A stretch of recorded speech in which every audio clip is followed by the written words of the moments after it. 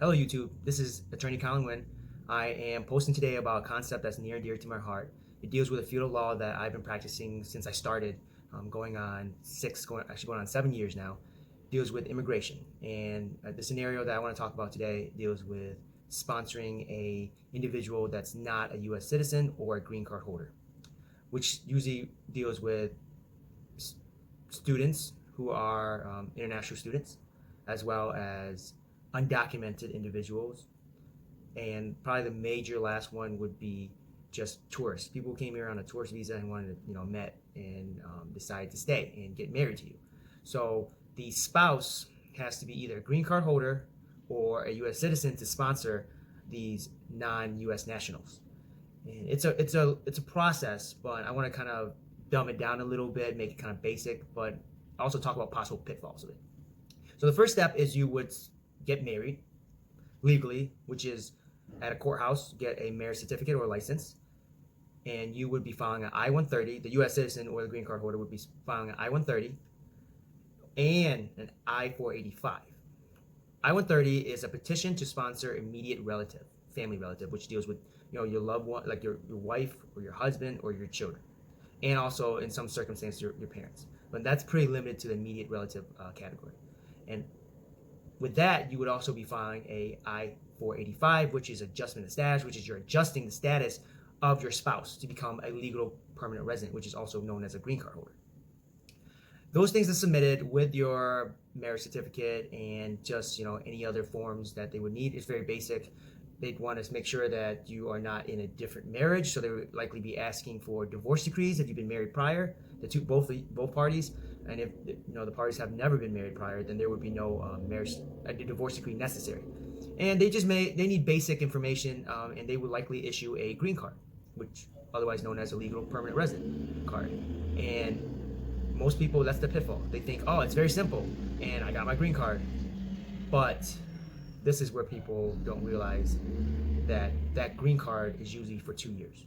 If you've been married for less than 2 years when you file this application to adjust status, it is going to be a conditional green card. What the conditions are is that you guys remain together and that you guys are in a bona fide marriage. In that bona fide marriage, which is otherwise known as a real marriage, they need to see proof.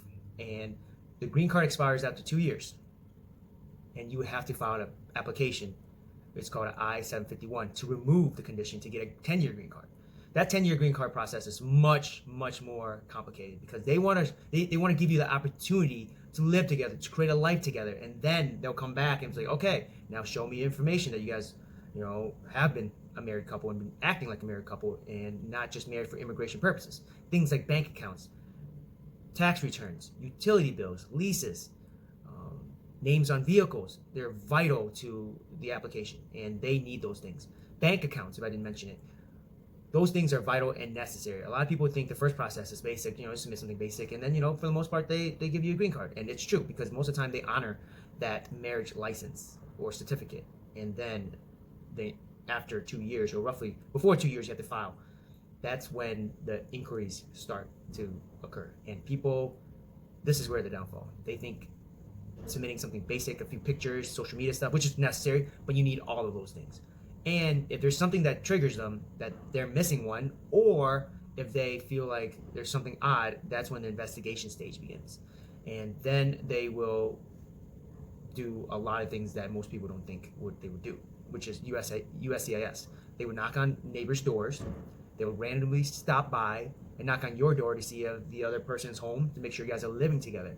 So those things are all within their realm, and very, very likely, if they feel like there's some documentation missing or something they feel is odd, which usually parties, let's say, who are coming to the U.S. and studying here, and they're international students, and after they graduate, their status is out. So a lot of times people do fraudulent marriages, and they want to stay and they want to marry a U.S. citizen or green card holder so they can get green cards themselves and work in the U.S.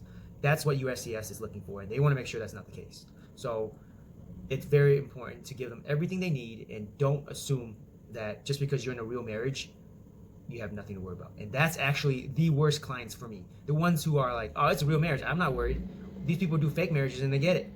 The problem is, the USCIS doesn't know if it's a real marriage or not.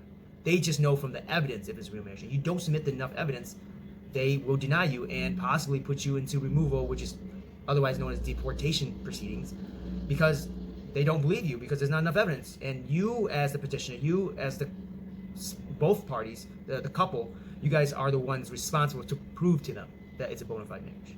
And I've had clients who have children together and they won't listen to me because they think just the fact that they had a child together is sufficient and they don't have to satisfy all these other burdens. And I explain to them, if you're a USCIS, this is what they're thinking. Anybody can get pregnant from another person, and then if that gives me my green card status, I'm gonna do it. So you have to understand where they're coming from and their point of view. So you can't underestimate the situation. And under Trump's administration today, it's 10 times worse.